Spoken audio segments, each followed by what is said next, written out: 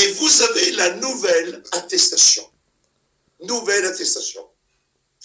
Et là, je vous ai fait quelque chose de très beau, mes amis. Je vous ai fait ce qu'on appelle un recto verso. Voilà. Pourquoi je vous ai fait recto verso? Parce qu'on m'a dit, ah mais Carnot, quand on y va avec l'attestation, il faut que j'imprime aussi le fait que tu expliques. Alors j'ai dit, ne vous inquiétez pas, c'est pour ça que vous allez voir les potes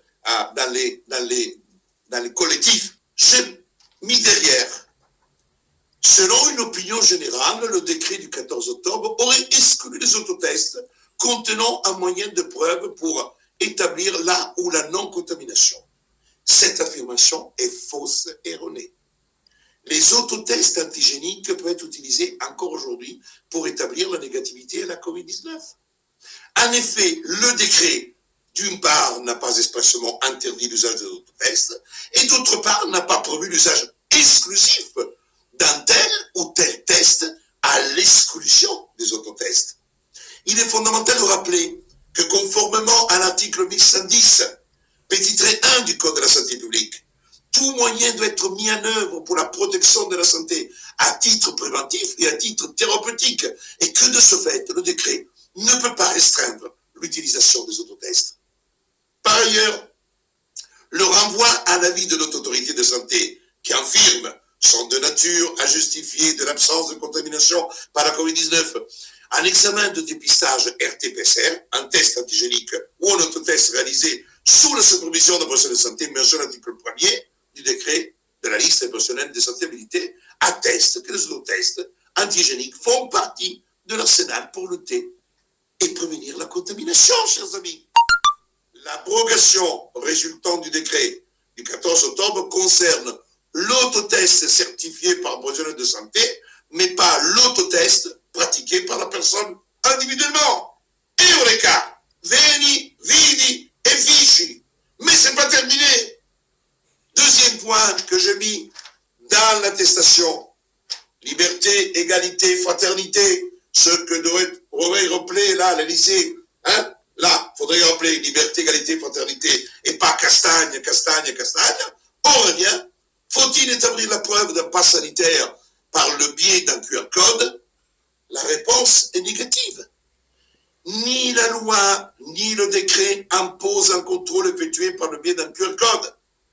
Je rappelle que le décret dit le contrôle peut être effectué. Peut être effectué. Ça veut dire qu'il ressort que le mot peut du décret ne fait nullement apparaître que le QR code est le moyen technologique et numérique exclusif de nature à justifier d'un pass sanitaire. Ainsi, tout ce qui n'est pas interdit est permis. Ne l'oubliez jamais ce principe. Tout ce qui n'est pas interdit expressément est permis. Donc, et de ce fait, la preuve d'un fait juridique peut être apportée par tout moyen à l'application de l'article 1358 du Code civil. Par conséquent, tout refus d'accès, d'exercice d'activité professionnelle, de délivrance de biens ou services, le refus de la présente attestation justifiera le dépôt d'une plainte pour discrimination fondée sur l'état de santé en application de l'article 225.1 suivant du Code pénal. Or, la discrimination fondée sur l'état de santé est sanctionnée par l'article 832, petit 1 du Code du travail et par l'article 225 et suivant du Code pénal. Il est surabondant de rappeler que toute discrimination fondée sur l'état de santé des personnes est punissable d'une peine de 3 ans d'emprisonnement et de 45 000 € d'amende pour les auteurs et les complices. Donc, chers amis, vous trouverez sur le site de Rexor 19 ce soir cette nouvelle attestation et vous pouvez pratiquer vos autotests. L'attestation, alors certains m'ont posé la question, il n'y a pas le nom. Non, il n'y a pas le nom. Pourquoi? Parce que quand vous avez une attestation, que vous la détenez entre vos mains, c'est vous qui la portez, cette attestation. Et vous la signez. La signature, en droit, c'est le consentement et l'identification de la personne. Donc, vous n'avez pas besoin de mettre votre nom. Vous donnez une attestation et non pas connaître votre nom. On vous demande de présenter des documents, un document attestant que vous n'êtes pas contaminé.